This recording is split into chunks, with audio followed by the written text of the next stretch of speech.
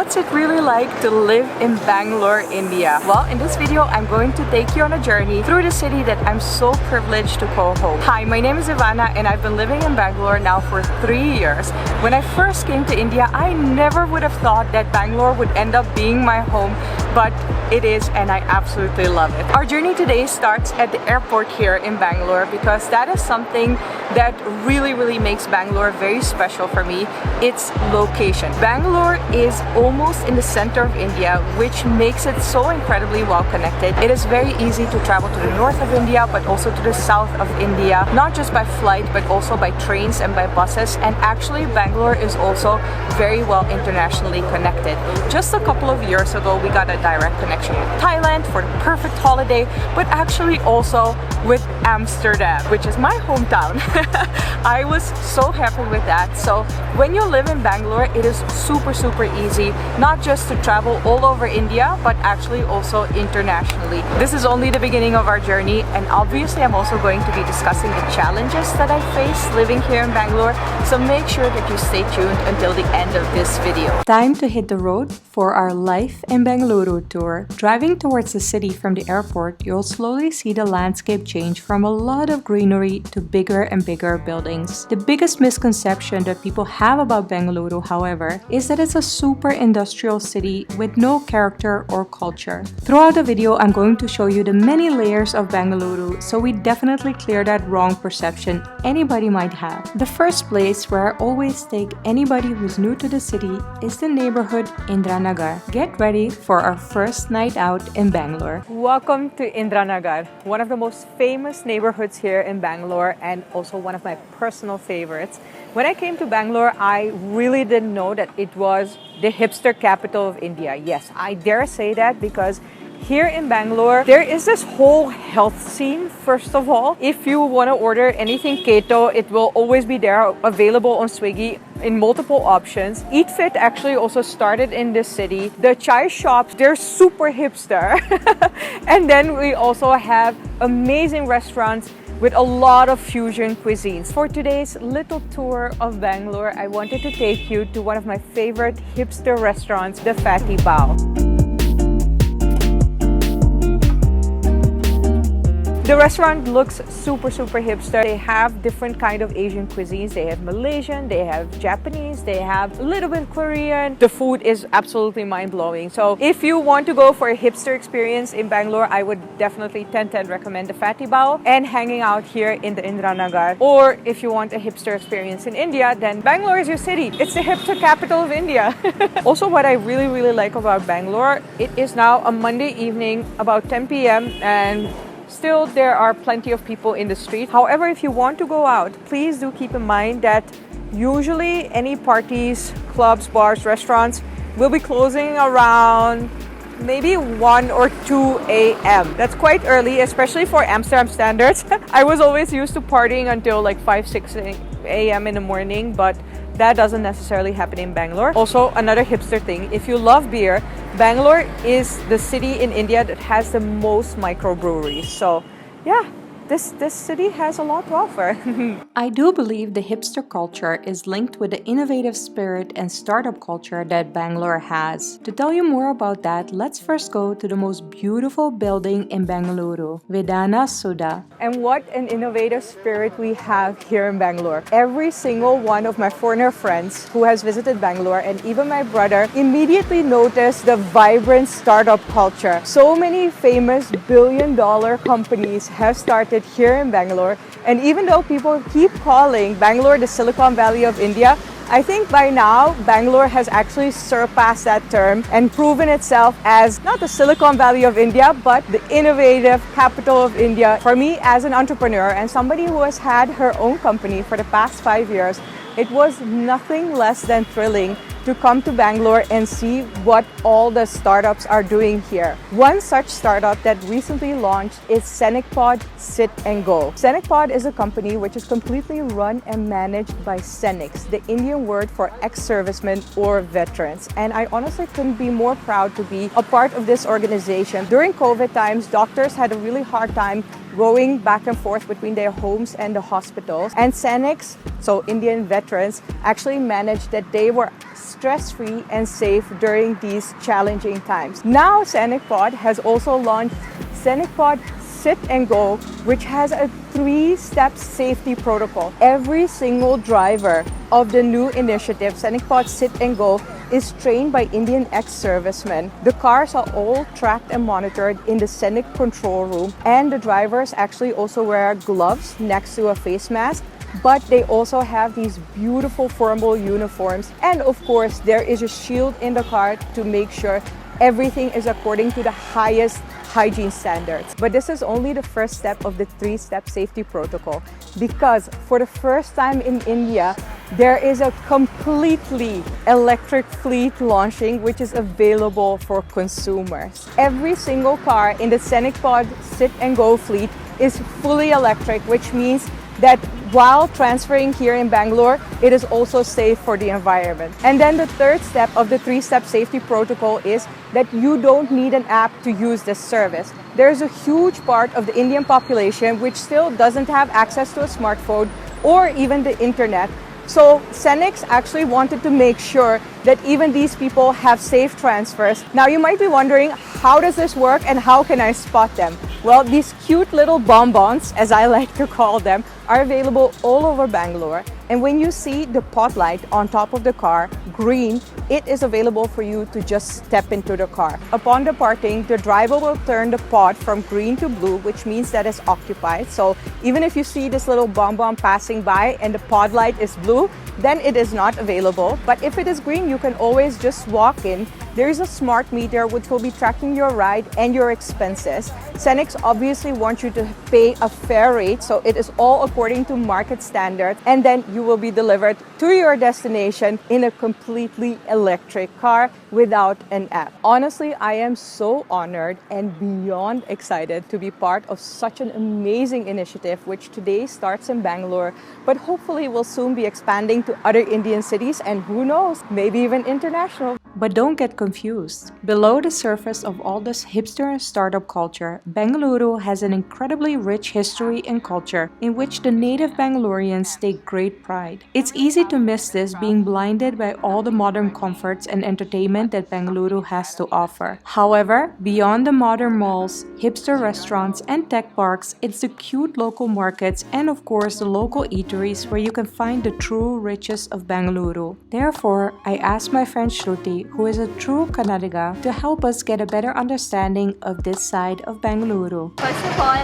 namaskara to everybody watching this video. I am Shruti, I'm based out of Bangalore. I'm a travel and a lifestyle content creator. So welcome to the south of Bangalore, and right now we are in the main road of Gandhi Bazaar. And when you hear this, I'm sure what's running in your mind, yes, of course, we are here for breakfast at the very popular Vidyarthi Bhavan. It is almost a heritage site, I can say. It's almost 80 years old and it started in 1943. So I'll tell you a lot more about this place once we get inside. So I hope you're excited to see the food, as excited as we are to eat. Yes. So all these pictures that you see on the wall right here are either celebrities, politicians or famous poets who've come here and had breakfast, or basically they've had the food here, and it's all been hand sketched. They've all been come here just to show the legacy of this place.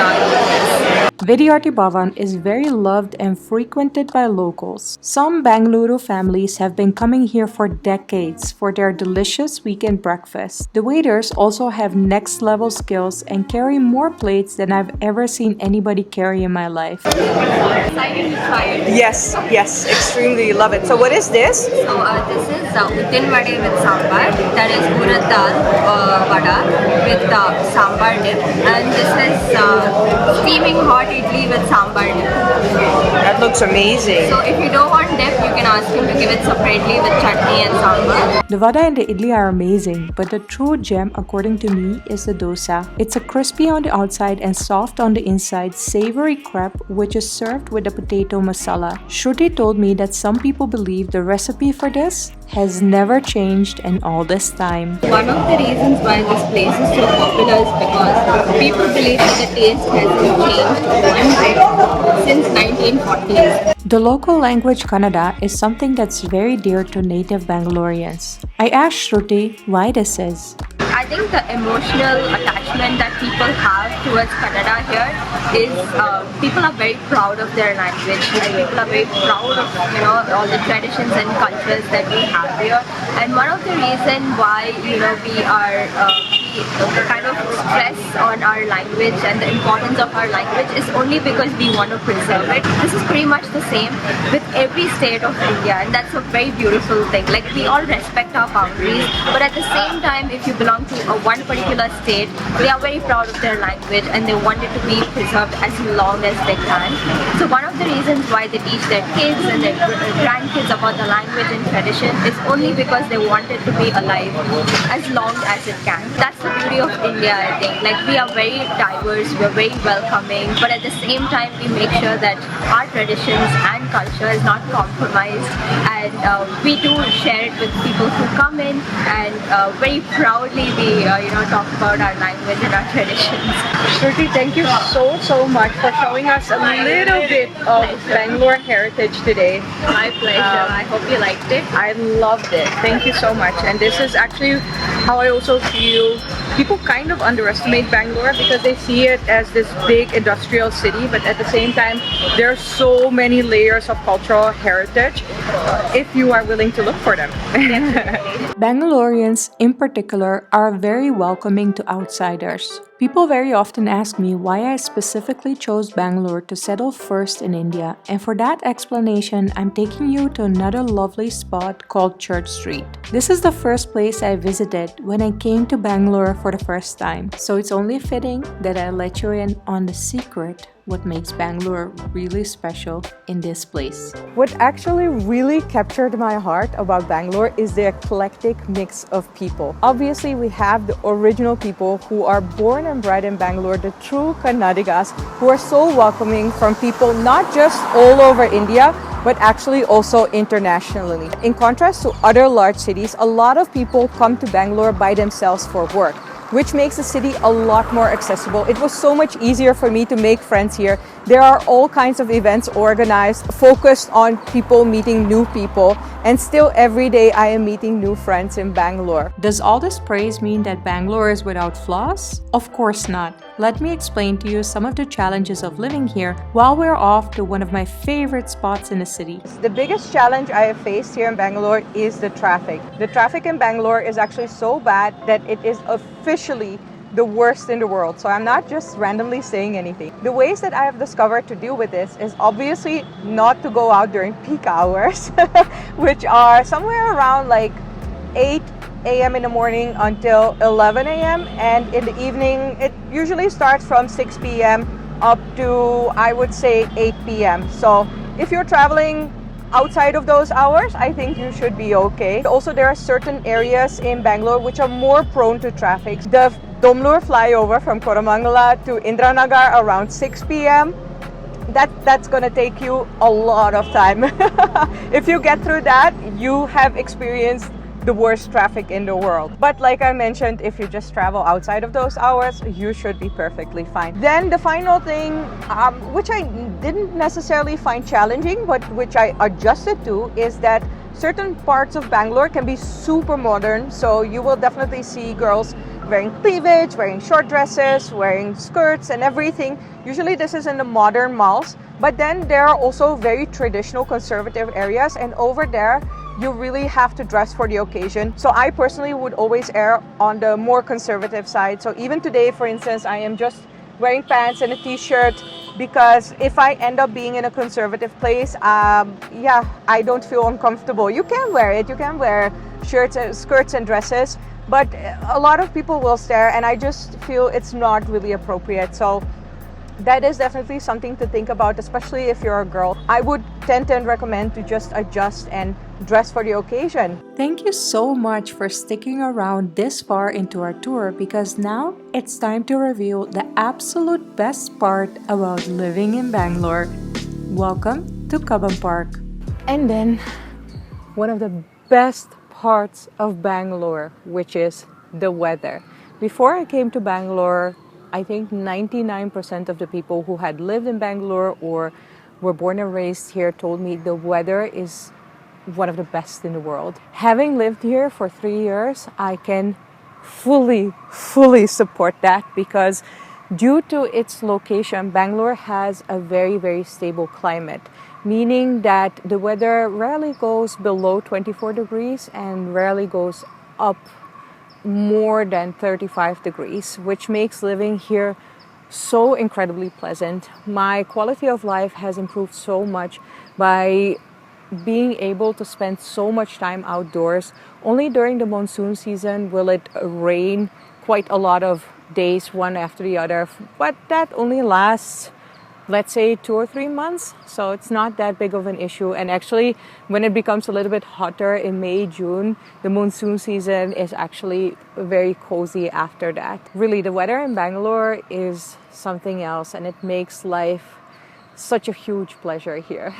If you have been to Bangalore, or maybe if you have lived in Bangalore yourself, let me know down in the comments below what you love most about the city and why you would recommend other people to visit this beautiful city. If you enjoyed the video, make sure to put a thumbs up. Also, make sure to subscribe to my channel if you would like to see more videos in the future. Thank you so much for watching, and I will see you next time. Bye!